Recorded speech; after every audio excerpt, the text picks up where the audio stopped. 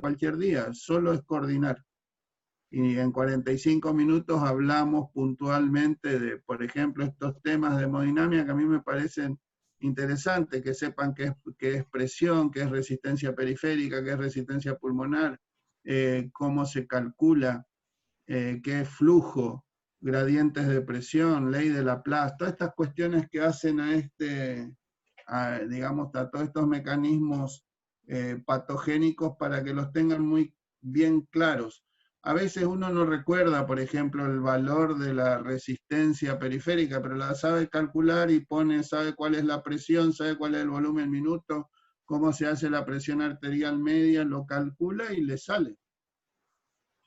Seguimos porque si no también me quedo corto con esto. Bueno, el ofrecimiento está hecho. Vamos al segundo.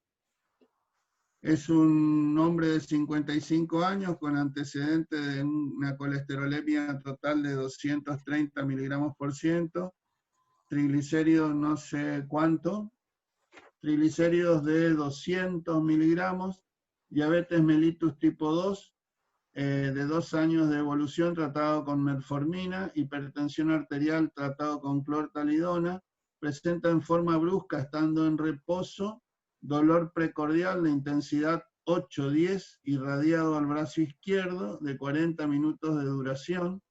La presión arterial al ingreso, a la internación, era de 160-90, con una frecuencia cardíaca de 96, frecuencia respiratoria de 16 por minuto. El electrocardiograma muestra una falta de progresión de R de B1 a B3, elevación del ST en las derivaciones B2 a B4, inversión de la onda T de B1 a B5 y en D1 y ABL. El laboratorio informó una CPK de 600 unidades internacionales, LDH de 340, CKMB de 38, troponina mayor del percentilo 99, y se hizo un ecocardiograma que mostró zona cinética en la cara anterior. Recibió durante su internación nitroglicerina, atenolol, enalapril, insulina, aspirina y atorvastatina. Bueno, este caso, voy a hablar yo y voy a tratar de hacer resumidamente este tema y después hablamos. Este caso se trata de lo que se llama un síndrome coronario agudo. El síndrome coronario agudo incluye, digamos, ciertos cuadros clínicos en los cuales, por una patología coronaria, existen manifestaciones de isquemia cardíaca, y esas manifestaciones de isquemia cardíaca pueden ser o manifestarse como lo que se llama una angina inestable, un infarto de miocardio o una muerte súbita de origen cardíaco. Todos estos síndromes o estas presentaciones tienen en común una clínica particular, que es un dolor de características especiales que después los voy a detallar. Y en el caso, en ambos casos hay manifestaciones electrocardiográficas que están indicando la existencia de esa isquemia miocárdica, y en el caso del infarto hay además algunos marcadores que hablan de que existió necrosis del tejido, porque esos marcadores normalmente no existen en la circulación, o algunos existen en valores muy bajos, pero al necrosarse la célula, esos marcadores, como por ejemplo la troponina, que normalmente no hay en circulación, se libera a la circulación y entonces por métodos de laboratorio se puede detectar esa troponina. ¿Por qué se produce estos síndromes de isquemia miocárdica? Y bueno, se produce por lesiones en las arterias coronarias que modifican el flujo sanguíneo coronario. Y se producen porque los requerimientos de oxígeno que tiene el corazón, debido a esas lesiones coronarias, no son satisfechos. Y entonces la demanda de oxígeno que genera la actividad cardíaca es mayor que la posibilidad de la circulación de ofrecer la cantidad de oxígeno necesario.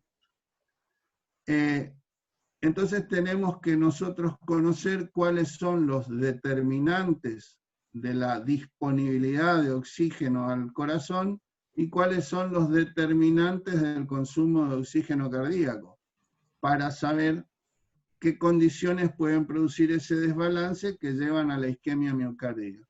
Tengan en cuenta que el corazón recibe un flujo muy alto de sangre, alrededor de 60-65 mililitros por cada 100 gramos de tejido, y tiene una particularidad. No sé si ustedes se acuerdan que cuando hablamos en su momento del shock séptico, y creo que lo dijo Pisorno, mostró, hablando de shock, mostró una curva de disponibilidad y consumo.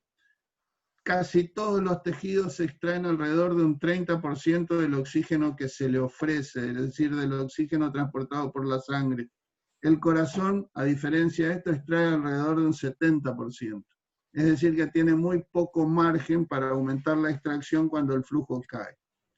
Los determinantes, volvemos atrás y les comento, ¿cuáles son los determinantes de esa disponibilidad de oxígeno, de esa oferta de oxígeno al miocardio? Son, por un lado, el contenido arterial de oxígeno, que tiene que ver con el nivel de hemoglobina y el porcentaje de saturación, y por otro lado, el flujo sanguíneo coronario. ¿De qué depende el flujo sanguíneo coronario? Acá hablamos de una variable hemodinámica, flujo, y el flujo, como ustedes saben, si no se los comento, todo flujo depende de la presión, es directamente relacionada de la presión y está en relación inversa a la resistencia. Cuando yo hablo de presión, hablo de gradiente de presión, es decir, presión de entrada menos presión de salida, es decir, de cualquier circuito. En este caso, vamos a tener un gradiente de presión aórtica desde la aorta hacia las arterias coronarias epicárdicas, y después vamos a tener un segundo gradiente de presión que va desde las arterias epicárdicas a los vasos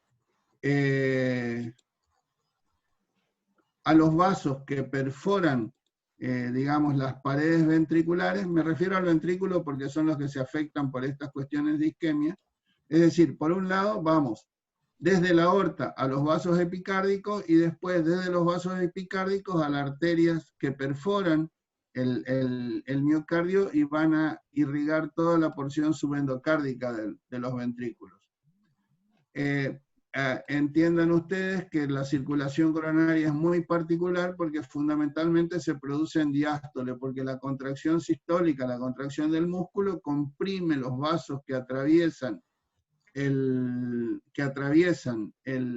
miocardio, y por consiguiente durante la sístole prácticamente el flujo es cero, incluso retrógrado en el ventrículo izquierdo.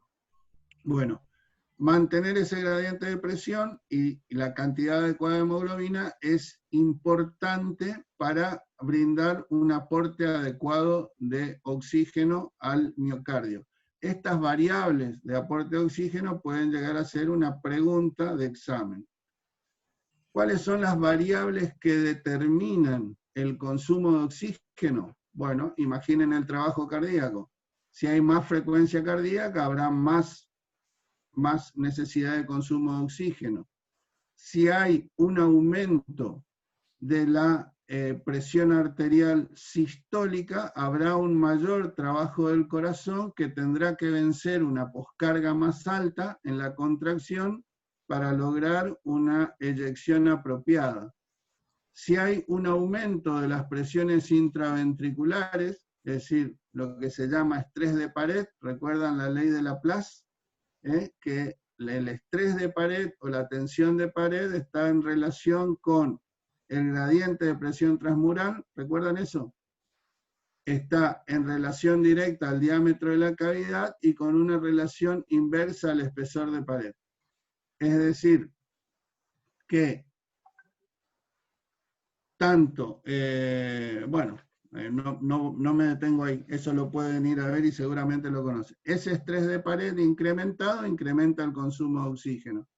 Y en último término estaría también el estado inotrópico que mencionábamos hoy, que decíamos que el estado inotrópico es la capacidad contráctil independientemente de condiciones de carga, y que tenía que ver, mencionábamos hoy al hablar de insuficiencia cardíaca, por ejemplo, con el estímulo simpático. Nosotros no podemos medir el estrés de pared, ni podemos medir directamente el estado inotrópico, pero hay dos variables clínicas que son muy útiles, que son la presión arterial sistólica y la frecuencia cardíaca. Si nosotros multiplicamos la frecuencia cardíaca por la presión arterial sistólica, obtenemos un número bastante alto que se llama doble producto, que nos es un indicador de cuál sería, digamos, el consumo de oxígeno miocárdico. Pero no vamos a seguir por ese lado porque no los quiero complicar más. Sepan cuáles son los determinantes de consumo: presión arterial sistólica, frecuencia cardíaca, estrés de pared y estado inotrópico. ¿Cuáles son los determinantes de aporte de oxígeno? El contenido arterial de oxígeno, que tiene que ver con los niveles de hemoglobina y la saturación, y el flujo sanguíneo coronario. El flujo sanguíneo coronario, como todo flujo, es la relación entre gradiente de presión, relación directa al gradiente de presión, y está en relación inversa a la resistencia del lecho vascular. Es decir, flujo, presión sobre resistencia. En estos casos, digamos, en este caso que nosotros estamos tratando, la causa por la cual se produce una isquemia miocárdica probablemente sea un aumento de la resistencia al flujo coronario provocado, que es la causa más frecuente además, provocado por el desarrollo de una placa arteriosclerótica en alguna arteria coronaria. En este caso parece ser una arteria coronaria que es la descendente anterior, por las caras que se ven afectadas del corazón, y después le voy a explicar por qué digo esto. Y esa placa aterosclerótica, por alguna circunstancia particular, sufre lo que se llama un accidente de placa, que generalmente consiste en una rotura, digamos, de la placa, con exposición de su interior, que es altamente trombogénico.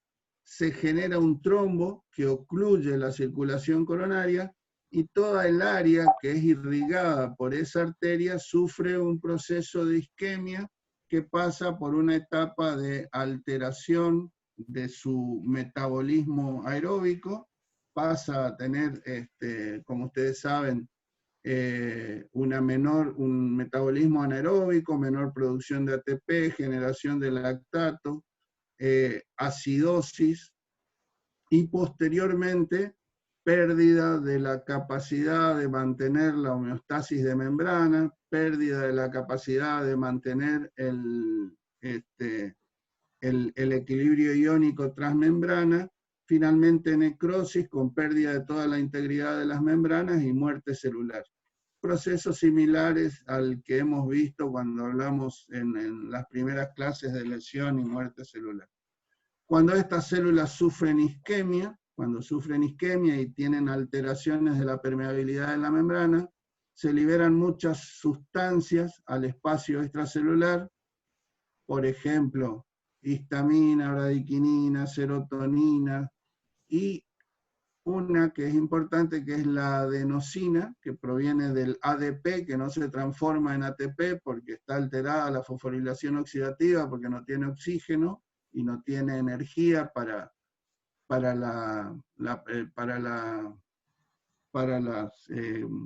los mecanismos digamos, de metabolismo aeróbico.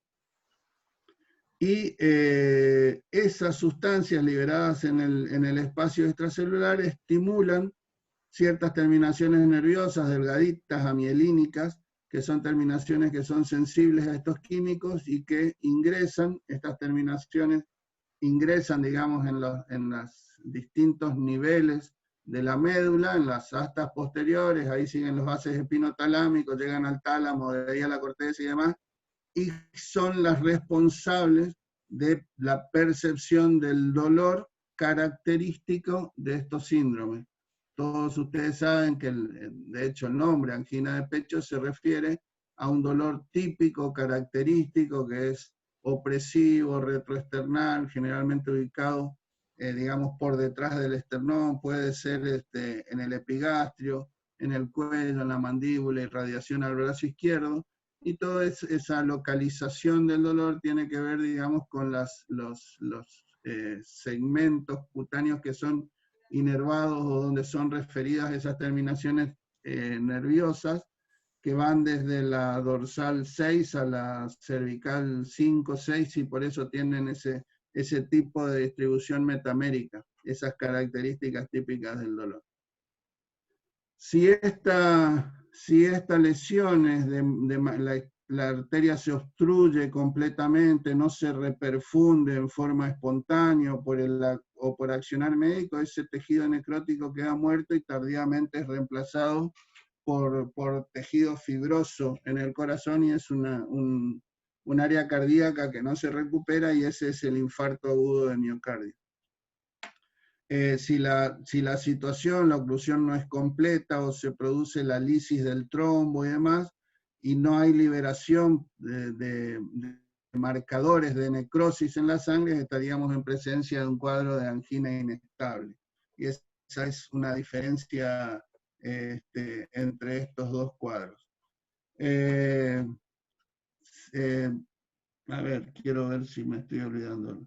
¿Cuál es el mecanismo por el cual una placa aterosclerótica, por qué se produce la placa aterosclerótica y demás, y se genera este cuadro? Se los explico muy brevemente, esto es largo, hay mucha bibliografía que pueden consultar y es muy buena, una que sacó Luciano o Pizorno hace poco, y creo que está en el aula virtual.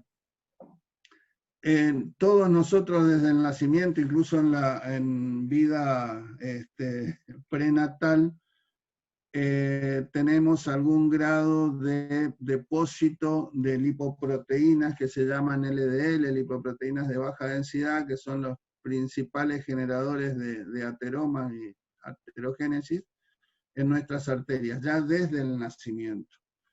En condiciones normales y habituales, nuestro endotelio tiene produce una cantidad de sustancias que en condiciones normales o en un equilibrio normal tienden a generar vasodilatación, a generar antiagregación plaquetaria, a generar, un estado de inhibición de crecimiento y proliferación de células musculares lisas, un estado antioxidante, es decir, todas acciones benéficas que favorecerían la circulación y el flujo sanguíneo. En determinadas circunstancias, cuando se altera ese equilibrio, porque produce tanto sustancias que van en ese sentido como otras que van en sentido contrario. Por ejemplo, óxido nítrico prostaciclina son vasodilatadores, antiagregantes plaquetarios, inhibidores de crecimiento, pero otras sustancias como la endotelina, los radicales libres y demás producidos por el endotelio tienen acciones totalmente opuestas. ¿Qué sucede en condiciones normales? Que las sustancias que son vasodilatadoras, antiagregantes, bla, bla, bla, bla, son, están sobreexpresadas respecto de las otras, y por consiguiente todas estas funciones benéficas son las que están presentes y las otras están contrarreguladas. Cuando se produce disfunción endotelial por diversos motivos, como puede ser hipertensión arterial, como puede ser diabetes, como puede ser alteraciones de los lípidos sanguíneos, ese equilibrio se altera y entonces el endotelio empieza a disfuncionar, y la disfunción endotelial comienza como un proceso que es similar o idéntico al proceso de activación del endotelio que hablamos en inflamación. El endotelio empieza a producir moléculas de adhesión que reclutan células inflamatorias, macrófagos, polimorfos nucleares, linfocitos, que van a... volvemos para atrás para seguir con el cuento. Bueno, yo les decía que estas moléculas de LDL pueden, digamos, filtrar el endotelio y depositarse en el subendotelio. Cuando esto sucede, habitualmente muchas de estas moléculas pueden ser barridas por macrófagos. El macrófago tiene receptores, se llaman scavenger, y otros receptores como los receptores tipo TOL, esto que identifican moléculas extrañas, también pueden activarse para que el macrófago coma, digamos, esas moléculas de LDL. Muchas de estas moléculas, cuando se depositan en el subendotelio, se modifican, se oxidan o se unen a determinados, a otros, digamos, a otras sustancias. Un proceso se llama glicosilación, cuando son modificadas por ejemplo, niveles elevados de glucosa. Incluso pueden formar inmunocomplejos. Y en ese caso se vuelven estructuras, le diría, casi antigénicas, que también activan estas células inflamatorias. Entonces, este proceso inicial, donde el LDL se deposita, inicialmente es extracelular y demás, puede generar reclutamiento de macrófagos que lo engloban. El macrófago se activa, como se activa en la inflamación, activa el endotelio produce moléculas de adición, atrae nuevas células inflamatorias y se va generando esta placa que se denomina ateroma. Dentro de las sustancias que se producen, algunos se llaman factores de crecimiento que reclutan, atraen a ese sitio a las células del músculo liso. Las células del músculo liso vascular tienen cierta propiedad, no sé si totipotencial, pero tienen la capacidad de modificar su característica fenotípica, digamos, en estas circunstancias, y transformarse en una célula que es muy parecida al fibroblasto. Es decir, por acción de estas citoquinas que producen las células, como producen el endotelio y demás,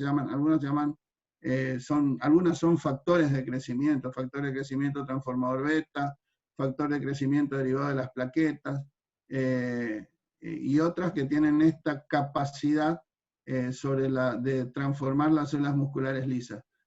Estas llegan al área de ateroma, se transforman en fibroblastos y comienzan a producir colágeno y matriz extracelular, y se va generando en el ateroma una, digamos, estructura rodeada de estas fibras colágenas. En el interior tiene colesterol en parte libre, pero la gran mayoría está dentro de las células, de los macrófagos. Ustedes habrán leído que se llaman células espumosas. Y además, por citoquinas, interferones, interleuquina 1, factor de necrosis tumoral y demás, hay también infiltración de linfocitos T y de polimorfos nucleares. Es decir, el ateroma se genera como un proceso inflamatorio y tiene, digamos, en su estructura células inflamatorias que están permanentemente activas. En determinadas circunstancias, estas células, por ejemplo el linfocito T que produce interferón gamma, el interferón gamma interfiere con las células musculares lisas estas que se transformaron en fibroblastos y las inhiben en la producción de fibras colágenas. Incluso algunas de estas sustancias que se producen dentro de este ateroma pueden activar unas enzimas que se llaman metaloproteinasas y degradar la matriz extracelular y degradar el colágeno y la elastina y otros componentes que forman parte del ateroma. Y, digamos, en determinadas personas, eso hace que esa placa, ese ateroma, sea vulnerable. ¿Qué significa que sea vulnerable? Que tiene mucho proceso inflamatorio adentro, tiene un corazón, un core de lípidos muy grande y tiene una capa fibrosa muy finita. Ese ateroma sometido al estrés que le genera el flujo sanguíneo puede en determinadas circunstancias romperse y exponer el contenido interior, que es absolutamente trombogénico, y cuando lo hace produce la activación, la agregación plaquetaria y después la generación del trombo completo y producir la obstrucción de esa arteria coronaria, aumentar la resistencia al flujo y generar una condición de isquemia que si no es reperfundida puede terminar en un infarto, es decir, puede terminar en la necrosis del tejido. ¿Me han seguido hasta acá? Intenté hacerlo como un cuento para que cuando lo vayan a estudiar lo puedan asimilar mejor. ¿Me siguen hasta acá? Este es el mecanismo habitual por el cual se producen estos síndromes isquémicos agudos. Les repito, cuando la obstrucción es total, dura un tiempo suficientemente prolongado, no se produce una reperfusión que puede ser natural. Ustedes saben que siempre que se activa la coagulación, inmediatamente se activa el mecanismo de anticoagulación y fibrinolítico. Es decir, si no sucede eso y esto se obstruye y el tiempo es suficientemente prolongado, el tejido muere y se genera un infarto.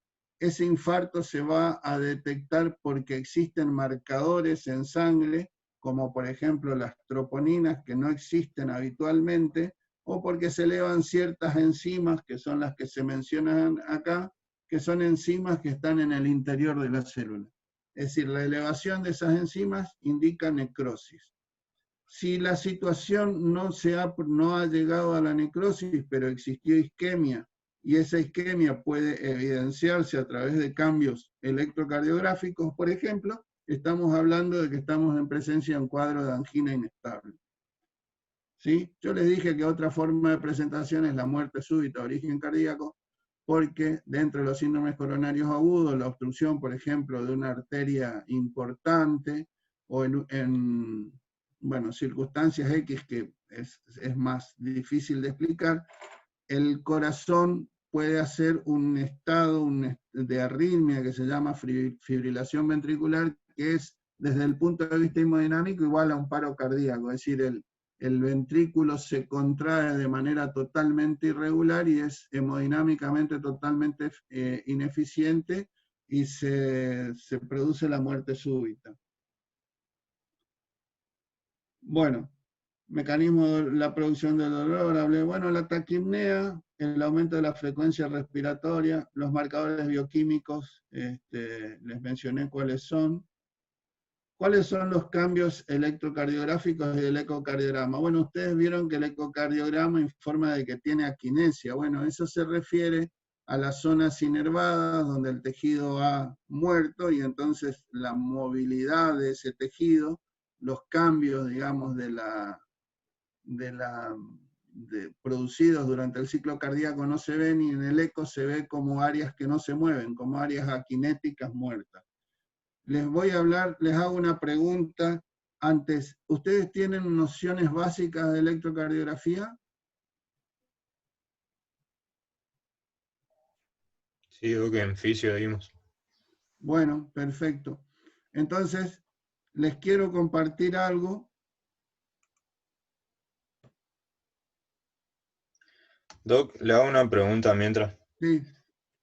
Cuando en la insuficiencia cardíaca, ¿cuál es el examen clínico más ocupado? Porque leí en uno de los apuntes que decía que se hacía un electrocardiograma, ecocardiografía y también se podía hacer una, si no me equivoco, era una radiografía de tórax. ¿Hay alguno de los tres que se ocupe más?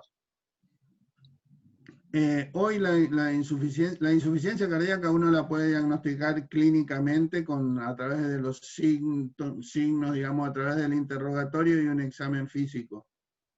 La placa de tórax ayuda porque uno puede ver, por ejemplo, el tamaño del corazón y puede ver si existe, por ejemplo, redistribución de flujos, lo cual significa que hay un aumento de la presión en los capilares pulmonares. Ustedes saben que normalmente el flujo en el pulmón es mayor en las partes bajas y en los vértices pulmonares prácticamente no se ve flujo. Bueno, cuando hay aumento de la presión capilar pulmonar puede verse flujo en los vértices, puede verse un aumento una dilatación del cono de la pulmonar, como mostró hoy en una placa el doctor Pizorno en el teórico, puede verse un edema agudo de pulmón, que son todos datos que confirman el diagnóstico. Hoy, la insuficiencia cardíaca se define y se clasifica a través de la ecocardiografía que permite identificar la disfunción diastólica o sistólica y determinar, como yo les comentaba hoy, la fracción de eyección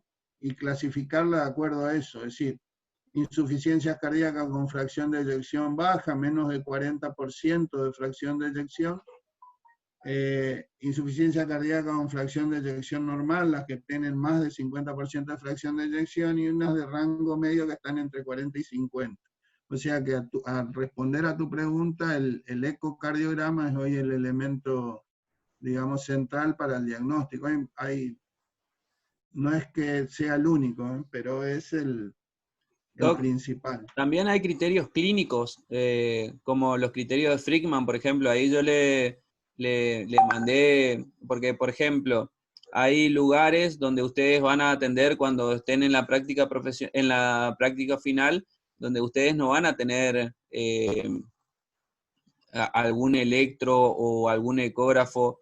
Entonces, hay criterios clínicos los cuales ustedes también tienen que utilizar, digamos, y uno de los criterios clínicos más utilizados para la insuficiencia cardíaca son los criterios de Frickman. Algunas veces dicen que tienen que ser 2 criterios mayores y un menor, o 3 menores y un mayor, o 4 menores.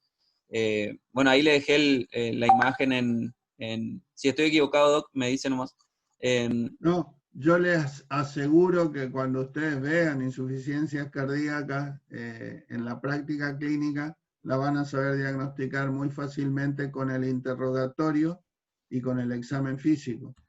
La van a saber diagnosticar. Hay veces que el paciente está asintomático, no refiere síntomas, y que los síntomas son los signos están solapados. Y en ese caso el eco ayuda o la placa ayuda. Pero el diagnóstico clínico es de extrema utilidad, ¿sí? Sin duda. A 5 ver, minutos, Doc.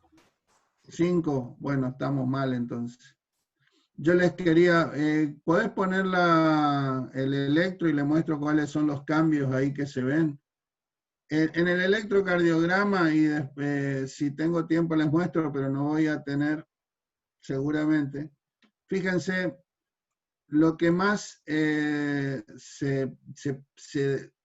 a ver, lo que primero se altera cuando el miocardio se vuelve isquémico es la repolarización. Y esos cambios en la repolarización se manifiestan cuando el infarto es transmural en una elevación del ST, y este es el criterio que se toma a partir del punto J, la elevación del ST, que tiene que ser mayor de 1 milímetro en derivaciones contiguas, es decir, derivaciones que miren la misma cara. Por ejemplo, fíjense que en acá que comienza a observarse ya un tironeamiento, pero no hay elevación y aparece una T alta. Bueno, no es este caso, pero acá impresiona como que empieza a aparecer, pero fíjense en el de abajo, cómo el ST se eleva, incluso invierte. No puedo ver B5, B6. Que estas son las manifestaciones típicas de la isquemia. Si me permitís, yo le quiero mostrar una cosa. No puedo. Déjame compartir pantalla. No sé qué hiciste hoy, Luciano.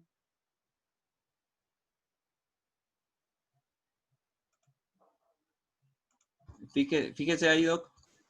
Sí.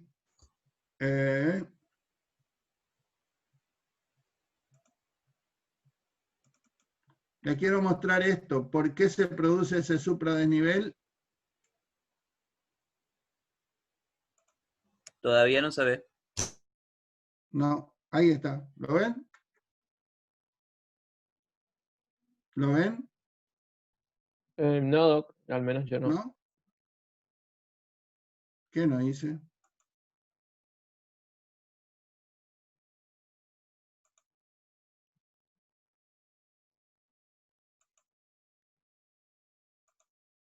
¿No? No, Doc. No. ¿No?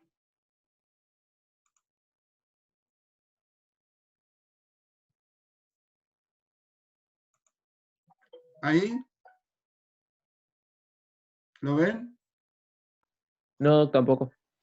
Tampoco. Bueno, qué pena. Che.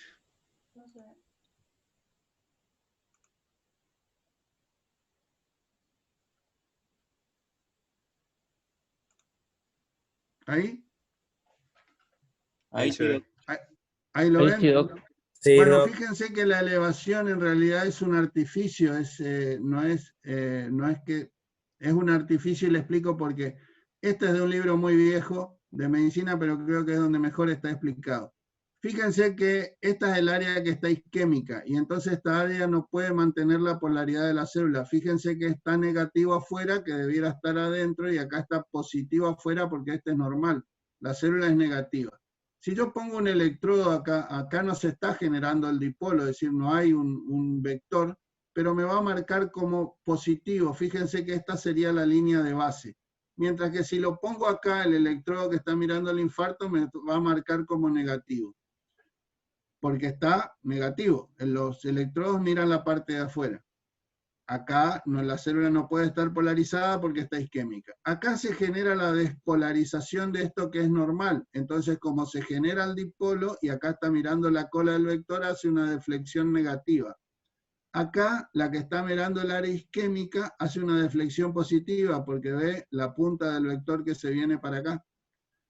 Acá es cuando está totalmente despolarizado, no vuelve a haber vector y vuelve a la línea de base. Y acá, bueno, esto está mal, acá debiera ser negativo, cuando vuelve otra vez a la parte más baja. Esto es lo que sucede con el ST. Guarden este dibujito, la verdad que si puedo les paso en algún momento el texto. Es de un libro viejo, pero lo explica perfectamente. Eso es lo que sucede en la repolarización. En el infarto instalado, cuando aparece, digamos, el área totalmente necrótica, es porque toda esa zona no tiene actividad eléctrica, entonces todos los vectores salen como yéndose desde esa zona y aparece como un agujero eléctrico, y eso es lo que se ve en la onda Q negativa del infarto instalado. ¿Me escucharon hasta acá? Sí, doctor. Sí, Porque se Doc. termina el tiempo. Lo podemos volver a ver si quedaron dudas.